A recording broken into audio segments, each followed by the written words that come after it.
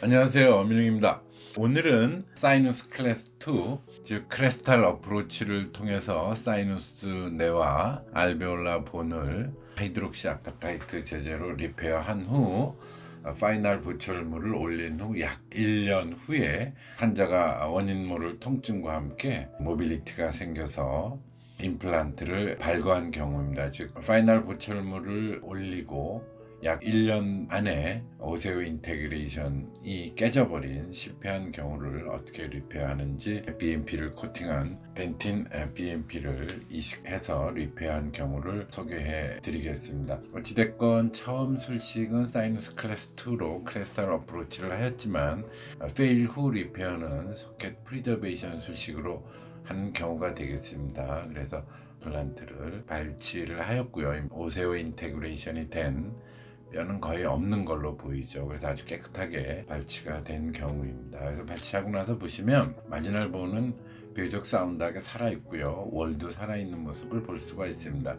CT상에서는 좀 더 명확하게 볼 수가 있겠죠. 그래서 저희가 페일하는 경우를 페리 임플란타이티스에 의한 염증성 반응에 의한 페일이 있겠고, 이런 경우를 어셉틱 루즈닝, 오세오 인테그레이션이 애초에 안 됐거나 또는 잘못된 교합으로 인해서 또는 다른 원인에 의해서 빠지는 경우가 되겠죠. 그래서 전형적인 어셉틱 루즈닝의 양태를 보입니다. 그래서 논문에서 보시면 이런 하이드록시 아파타이트 제제인 경우 BIC, 즉 임플란트의 나사와 직접 접촉하는 바이탈 본의 양은 많이 줄어들 수밖에 없고요. 이렇게 내추럴 본으로 있는 경우 BIC에 의해서 오세오 인테그레이션을 하는 경우가 있죠. 그래서 하이드록시 아파타이트 제제를 쓰는 경우 이렇게 리접션이 잘 되지 않으면 리모델링이 안 되므로 BIC, 즉 콘택하는 내추럴 본이 적어질 수밖에 없고 교합력에 취약할 수밖에 없다라는 이를 소개하는 논문이 있으니까요. 참조하시기 바라고요. 그래서 결국 리페어의 핵심은 이제는 사이누스나 월이 아니고 이 안에 내추럴 본을 많이 만들어서 새로운 임플란트와 컨택하는 게 핵심이 되겠습니다. 그래서 발치했고요. 발치한 지 약 일주일 후에 남아있는 비가역적인 나쁜 반응을 없어지도록 기다린 다음에 다시 오픈하였고, 그 다음에 여기 남아있는 월의 대부분이 오세오 인테그레이션에 실패한 내추럴 본에 가깝지 않으므로, 즉 퀄리티가 나쁜 뼈이므로 될 수 있으면 많이 긁어내고요. 긁어내다 보니까 원통형의 디펙트가 돼서 몰더블 덴틴 파우더를 이용을 했습니다. 물론 한번 페일한 경우고 내추럴 본을 만들어내야 하기 때문에 좀 더 강력한 BMP 코팅한 제제를 썼고요. 그래서 실린더형으로 만들어서 집어넣는 모습입니다.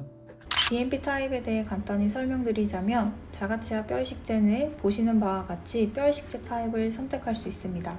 첫 번째로는 파우더형, 그리고 블록형, 세 번째로는 모양 형성이 용이한 몰더블형, 마지막으로는 이식제에 BMP를 코팅한 BMP 타입으로 구성되어 있습니다. 오늘 증례에 사용된 BMP 타입은 골개사가 심한 곳, 염증이 심한 곳, 임플란트 실패 후 다시 재식립해야 하는 경우, 또는 블러드 서플라이가 어려운 곳에 적용하면 좋습니다. 기존의 BMP 적용 시 직접 주입하는 방법으로 용량 조절에 어려움이 있었는데, 한국 체한행의 BMP 타입은 덴틴의 BMP를 코팅하여 일체형 이식제로 만들었기 때문에 사용하기에 적절하고 편리합니다.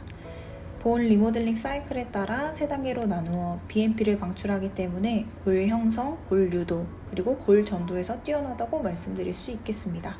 계속해서 증례 보시겠습니다. 알베올라 본 프라퍼 크라셀 에어리아는 추가로 필요해서 라운드한 형태로 만들어서 올려놓고 핑거 프레셔로 눌러서 완전한 소켓 프리저베이션을 한 후 시추한 모습입니다. 이렇게 리페어를 하고요. 이 경우에 있어서 이미 사이누스 클래스 2 오퍼레이션을 통해서 사이누스와 함께 알베올라 본 프라퍼의 하우징은 완전히 유지하고 있기 때문에 사이누스에 대한 개념은 없습니다. 그래서 소켓을 프리저베이션만 하고 그 안에 임플란트와 닿을면에 사운드한 본을 만든다는 개념이죠. 발치한 모습이고요. 일주일 후에 좀 지저분하게 보이지만 덴틴 파우더가 이렇게 들어간 모습이 보입니다. 그리고 6개월 후입니다. 사이너스 플로우가 뚫린 것처럼 보였던 이 부위 사이너스 플로우도 완성됐고 6개월 후에 그 다음에 알베올라 본의 바칼월, 팔라탈월 잘 유지하고 있으면서 크레스탈 에어리아에도 코티칼 본을 잘 만들고 있는 모습을 볼 수가 있습니다. 그래서 임플란트 식립하였고요. 이번 임플란트 식립 후 한 달 후의 모습, 임플란트 식립 후 약 6개월 후의 모습을 보면 사이누스 내에서도 실링을 잘 유지하고 있고 본은 아직 리모델링하기 전이죠. 왜냐하면 보더라인이 살아있기 때문에. 근데 특이하실 것은 알베올라 본 쪽에 임플란트 주변에 아주 사운드한 코티칼 본을 형성하고 있다라는 점입니다. 그래서 사운드한 코티코 캔서러스 본을 형성하고 있는 모습을 보여서 6개월 후에 보철 수식을 진행했습니다. 술전 발치하기 전의 모습입니다. 마지날 본, 특히 바칼 쪽과 팔라탈 쪽 마지날 본은 전체적으로 레디오펙한 모습을 보이는 것 같지만 깨져 있는 모습을 볼 수가 있겠고요. 정확하진 않지만 이 바칼 쪽의 오세오 인테그레이션은 안 돼 있는 걸로 보입니다. 그래서 논문상에 보시면 이런 하이드록시아파타이트 제제로 인해서 바로 임플란트와 컨택하거나 또는 이런 것들 때문에 사운드한 본 컨택을 이루지 못하기 때문에 교합력에 의해서 쉽게 파괴될 수가 있다.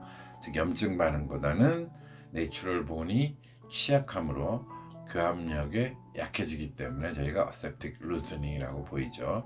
BIC 개념에 관계된 것입니다.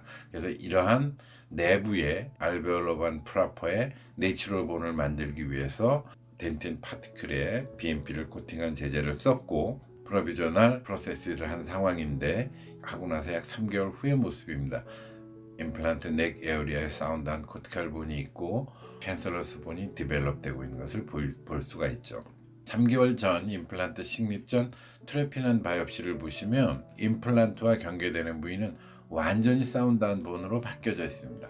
오히려 내추럴 본이 좀 덜한 코아 부분에 약간의 덴틴 파티클이 군데군데 남아있지만 양쪽 벽을 통해서 보시면 완전히 내추럴 본으로 바뀌어 있기 때문에 여기 바깥에 있는 뼈와 임플란트가 컨택을 하므로 사진상에 좋은 본 임플란트 컨택을 유지하고 특히 사운드한 코티코 캔서러스 본을 임플란트 넥 주변에 형성하고 있지 않나 생각됩니다. 그래서 오늘은 하이드록시아파타이트 제제로 사이너스 클래스 2 사이누스 내와 알베올라 본을 리페어하고 교합력에 의한 어셉틱 루즈닝을 보이는 실패한 경우 대부분 하이드록시아파타이트 제제의 리모델링 페일러에 인해서 컨택하고 있는 뼈의 퀄리티가 나쁜 경우가 되겠죠. 이것을 소켓 프리저베이션의 개념으로 이미 하이드록시아파타이트 제제로 인해서 이 소켓의 블러드 서플라이가 나쁘기 때문에 좀 더 강력한 덴틴의 BMP를 코팅한 재료를 써서 소켓 프리저베이션을 한 후 경계 부위에 사운드한 본을 얻고 임플란트를 식립해서 리페어에 성공한 경우를 소개해드렸습니다. 1년 또는 그 이후의 팔로우업은 계속해서 보고해드리도록 하겠습니다. 감사합니다. 엄민영이었습니다.